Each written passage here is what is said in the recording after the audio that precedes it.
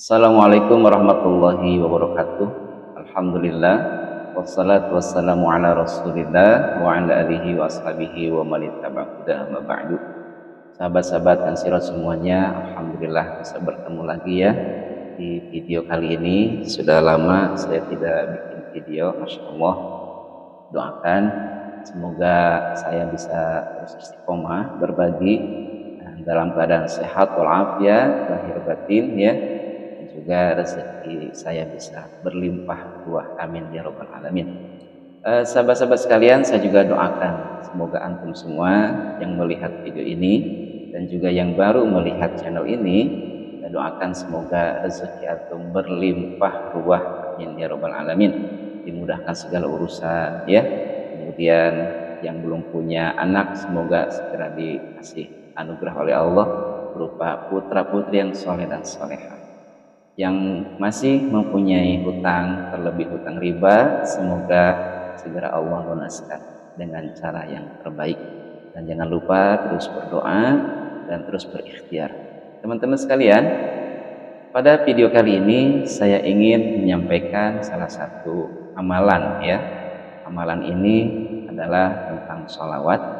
Nah, sholawat yang akan saya sampaikan ini adalah sholawat Jibril. Ya, teman-teman sudah tahu ya, sholawat Jibril itu khasiat dan manfaatnya begitu dahsyat. Dan saya sudah merasakannya ya, 2021 pada saat itu saya dalam keadaan terpuruk. Alhamdulillah karena istiqomah mengamalkan sholawat Jibril, Allah selesaikan dalam jangka waktu yang sangat singkat, yaitu 3 bulan. Semua hutang-hutang saya lunas dengan berkah atau wasilah sholawat kepada baginda Nabi Muhammad SAW. Nah, teman-teman sekalian, tentunya pada video kali ini adalah tata cara mengamalkan ya, dalam keadaan kondisi kita sangat-sangat genting atau kepepet dengan sholawat Jibril ya. Teman-teman barangkali pernah melihat video saya yaitu dalam keadaan genting dengan sholawat ad-rikmi. Nah, barangkali teman-teman ada yang belum hafal sholawat ad-rikmi ya, teman-teman bisa mengamalkan sholawat Jibril ini. Jadi teman-teman, saya akan sampaikan dulu keutamaan sholawat ya. Rasulullah SAW bersabda, man shalla alayya sholatan wahidatan sallallahu alaihi wasallam. Barang siapa yang membaca sholawat 1 kali, maka Allah akan balas 10 kali. Atau 10 kali lipatnya sholawat kita, 10 kali lipat pahala. Artinya kalau kita membaca 10, Allah akan balas dengan 100 kali lipat. Kalau kita membaca 1000, Allah akan balas 100.000. Terus kelipatannya seperti itu. Nah, teman-teman sekalian, sekarang kita nih mentakar dulu ya, mentakar hajat kita ya. Hajat kita ini misalkan ingin lunas hutang di bank yang totalnya 200 juta. Maka kita lihat teman-teman sekalian, dengan sholawat kita bisa lunas 200 juta itu bagaimana? Tentunya jumlahnya harus dibanyakin ya. Misal ya 200 juta, maka kita nih harus punya pahala 200.000 ya, 200.000 pahala.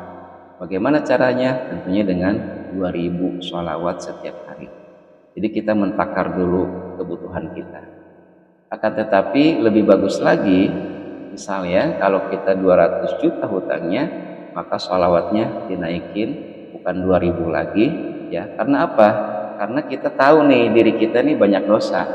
Barangkali dosa-dosa kita nih yang menghalangi doa-doa kita, maka kita gempur dengan sholawat. Hancurkan ya dosa-dosa kita dengan sholawat, karena sholawat itu juga akan menghapus dosa-dosa kita, insya Allah ya.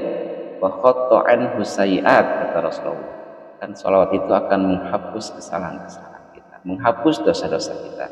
Jadi kita nih kalau pengen lunas hutang 200 juta, maka sholawatnya jangan 2000 untuk menggapai 200 kali lipatnya, 200.000 kali lipatnya, tetapi dengan 20.000. Kira-kira teman-teman sanggup nggak kalau hutang kita punya hutang 200 juta, kemudian setiap hari kita membaca sholawat 20.000 ya.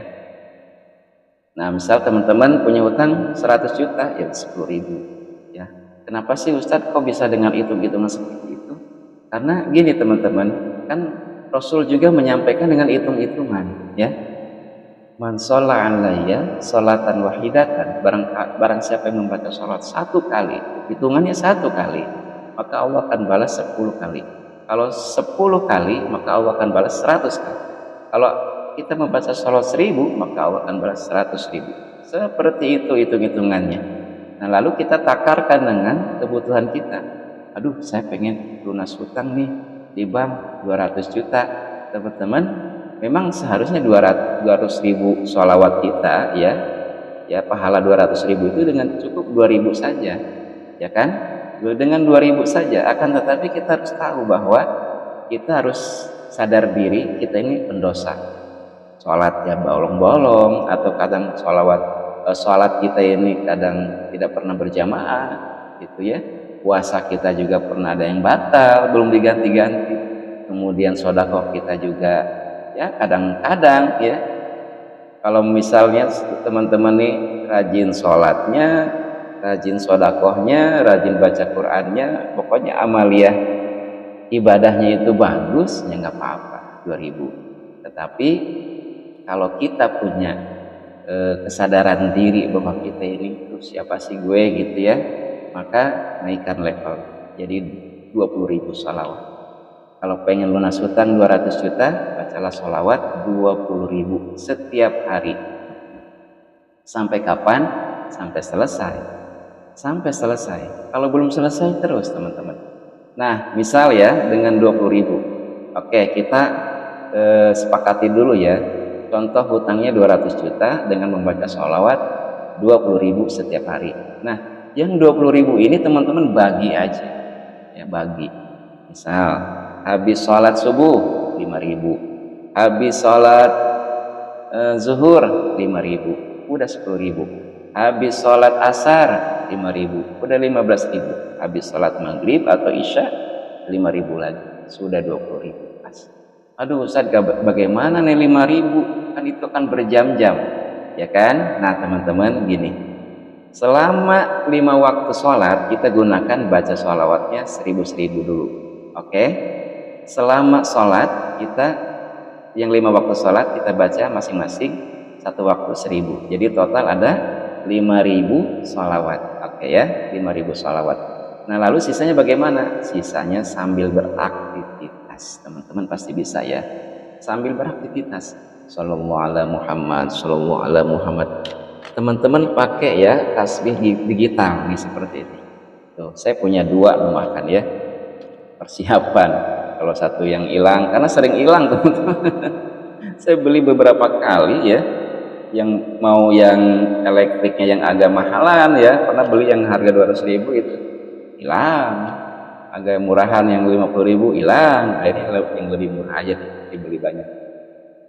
Nah teman-teman pakai yang tasbih digital ini kemana-mana ya, tinggal gini nih, pasang di tangan, sallallahu alaihi Muhammad, sallallahu alaihi Muhammad, sallallahu alaihi Muhammad, sallallahu alaihi Muhammad, sallallahu alaihi Muhammad. Terus seperti itu teman-teman, baca sholawat Jibrilnya 15.000 ya di hari-hari kerja atau di waktu-waktu kita beraktivitas. Nah selesai tuh 20.000 ya. Nah teman-teman usahakan ya di waktu isya itu 20.000-nya selesai. Usahakan di waktu isya 20.000-nya selesai.